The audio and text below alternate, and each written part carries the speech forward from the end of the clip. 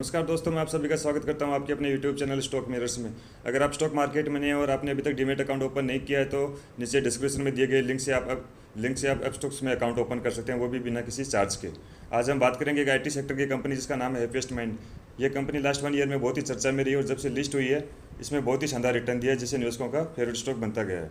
ये कंपनी आगे चलकर आपको विप्रो, इन्फोसिस, MRF या बजाज फाइनेंस जैसे रिटर्न दे सकती है। अगर बात करें कंपनी मैनेजमेंट की तो अशोक सुटा जी इसके चेयरमैन है, जो कि पहले विप्रो और माइंडट्री जैसी कंपनी में काम कर चुके हैं। चलिए अब बात करते हैं हैप्पीएस्ट माइंड की परफॉर्मेंस और बाकी फंडामेंटल्स की। इसका लास्ट 1 डे का परफॉर्मेंस देखा जाए,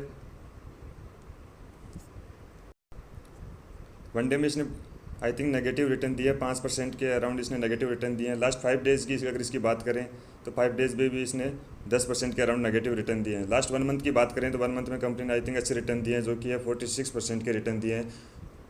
एक IT कंपनी होने के बाद में इसने इतने शानदार रिटर्न दिए हैं और अभी IT सेक्टर वैसे भी काफ़ी ज़्यादा बूम कर रहा है। और अगर लास्ट 6 मंथ्स की बात करें तो आई थिंक कंपनी ने 300% के आसपास रिटर्न दिए हैं, जो कि है निकल कर आए हैं 287% के रिटर्न दिए हैं। और अभी तक इसको ज़्यादा टाइम लिस्ट हुए हुआ नहीं है। और अगर इसके 1 ईयर की बात करी जाए तो कंपनी ने अभी तक 311% के रिटर्न दिया है। चलिए अब बात करते हैं कि कंपनी करती क्या है। Happiest mind technology founded in 2011 is headquartered in Bangalore with operations in UK, US, Canada, Australia and middle east. It is an IT company ranked in 4th in IT service which worked in distributive technologies such as artificial intelligence, blockchain, cloud, digital process automation, Internet of Things, robotics, drones, security, virtual augmented reality, etc. Ashok Sutta is the executive chairman of the company, is the main promoter and was earlier founding chairman and chairman MD of Mindtree. Prior to Mindtree, he led Wipro in IT business for last 15 years. चलिए अब company की market cap वगैरह की बाकी चीज़ों के बारे में बात करते हैं। अगर मार्केट कैपिटलाइजेशन की बात करें तो कंपनी अभी 20,000 करोड़ की मार्केट कैपिटलाइजेशन में है, जो कि एक मिड कैप कंपनी है। मिड कैप कंपनी में थोड़ा सा रिस्क रहता है। कंपनी अगर भागती है तो बहुत तेज़ अच्छे से रिटर्न देती है, और जब थोड़ा सा अगर मार्केट में करेक्शन आता है तो ये मिड कैप और स्मॉल कैप स्टॉक गिरते भी थोड़े स्पीड से हैं। अगर स्टॉक के करंट प्राइस की बात करी जाए तो ये अभी 1396 रुपये पर ट्रेड कर रहा है। इसकी 52 वीक हाई की बात करें तो कंपनी अभी 1581 का हाई लगा चुकी है, और अगर 52 वीक लो तो ये 286 का लो लगा चुकी है, जो कि इसके IPO के आसपास की प्राइस है। स्टॉक की पी बात करें तो ये 127 की पी पे ट्रेड कर रहा है, जो कि अभी काफ़ी ज़्यादा इसकी पी रेशो निकल के आ रहा है। अगर इसकी ROC की बात करी जाए तो कंपनी की ROC निकल कर आती है 34.5%, जो कि बहुत ही शानदार है हैप्पीएस्ट माइंड की। और ROE की बात करी जाए तो 39.9 निकल के आती है। इसकी रिटर्न ऑन इक्विटी मुझे काफ़ी ज़्यादा बेहतर लग रही है बाकी इसके पेयर कंपेरिजन कंपनियों के साथ अगर करा जाए। कंपनी की फेस वैल्यू भी 2 पे है।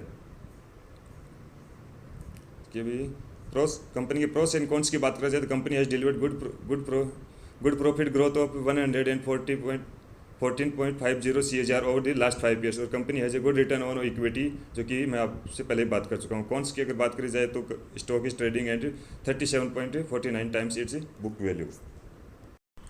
इसकी अगर पीयर कंपेरिजन कंपनीज की बात करी जाए तो मेफेसिस आती है, L&T टेक्नोलॉजी आती है, ओरेकल फाइनेंशियल सर्विस आती है, कोफोर्ज आती है, टाटा एलेक्सी है और हैप्पीएस्ट माइंड है। हैप्पीएस्ट माइंड की पीयर कंपेरिजन कंपनी से भी मार्केट कैपिटलाइजेशन काफ़ी कम है, जो कि आप यहाँ पे देख सकते हैं। सबसे लास्ट में मार्केट कैपिटलाइजेशन में इसकी 20,497 करोड़ की निकल के आती है। अब इसके क्वार्टरली रिजल्ट की बात करते हैं। अगर इसके मार्च 2020 में देखा जाए तो इसकी सेल्स थी 186, जो कि बढ़ करके जून में आई है 177, सितंबर 2020 में आई है 183 करोड़, दिसंबर 2020 में रही है इसकी 193 करोड़, और मार्च 2021 में आई है इसकी सब बढ़ करके 208 करोड़। और अभी इसके जून के रिजल्ट आने बाकी हैं, जो कि मार्केट एक्सपेक्ट कर रहा है कि बहुत अच्छे रिटर्न आ सकते हैं। इसी वजह से स्टॉक ने काफ़ी लास्ट 1 मंथ में बहुत ज़्यादा अच्छे रिटर्न दिए, और इसी अकेले ने नहीं, TCS, इन्फोसिस, विप्रो सब ने ही, IT सेक्टर ने ही बहुत अच्छा मार्केट में बूम दिखाया है। अगर इसके नेट प्रॉफिट की बात करी जाए तो इसका सितंबर 2020 में 34 करोड़ था, जो कि दिसंबर में बढ़कर आया 42 करोड़, और मार्च 2021 में इसका थोड़ा सा नेट प्रॉफिट डाउन रहा, जो कि निकल कर आया 37 करोड़। अब इसके ईयर ऑन ईयर इसकी सेल्स की अगर बात करी जाए तो मार्च 2019 में इसकी सेल्स थी 590 करोड़ की, जो कि बढ़ करके मार्च 2020 में ये 698 करोड़ की, और मार्च 2021 में अभी इसकी सेल्स बढ़ करके आई है 761 करोड़ की। और इसके नेट प्रॉफिट में भी आप देख सकते हैं, मार्च 2019 में इसका नेट प्रॉफिट था 4 करोड़, मार्च 2020 में इसका नेट प्रॉफिट हुआ 73 करोड़, और मार्च 2021 में इसका नेट प्रॉफिट जो कि बढ़कर डबल से भी ज़्यादा हो गया, ये हुआ है 162 करोड़। अगर इसके लास्ट 10 ईयर्स की सेल्स ग्रोथ की बात करें तो अभी तक कंपनी को लिस्ट हुए 10 साल में, क्योंकि 2011 में फाउंड हुआ था, अभी ऑलमोस्ट इसके कंपनी को थोड़ा सा मार्केट में टाइम कम हुआ है।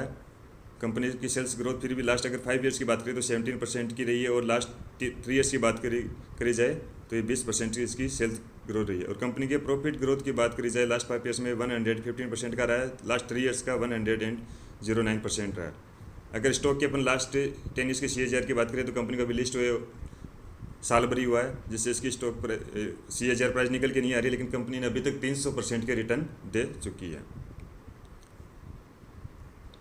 आज के लिए बस इतना ही। चलिए अब बात करते हैं कंपनी के रिजर्व्स की। अगर देखा जाए तो कंपनी के रिजर्व्स मार्च 2020 में 220 थे, जो कि बढ़ करके मार्च 2021 में 518 करोड़ के हो गए। कंपनी के पास थोड़ा बहुत लोन भी है, जो कि मार्च 2019 में 384 करोड़ का था, जो कि मार्च 2020 में रिड्यूस होकर 114 करोड़ पर आया।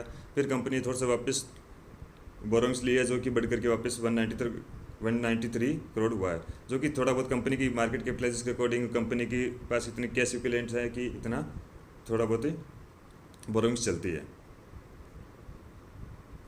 बाकी कैश फ्लो की अगर बात करी जाए तो कंपनी के पास करंट में 150 करोड़ के कैश फ्लो भी करंट में कंपनी के पास में है।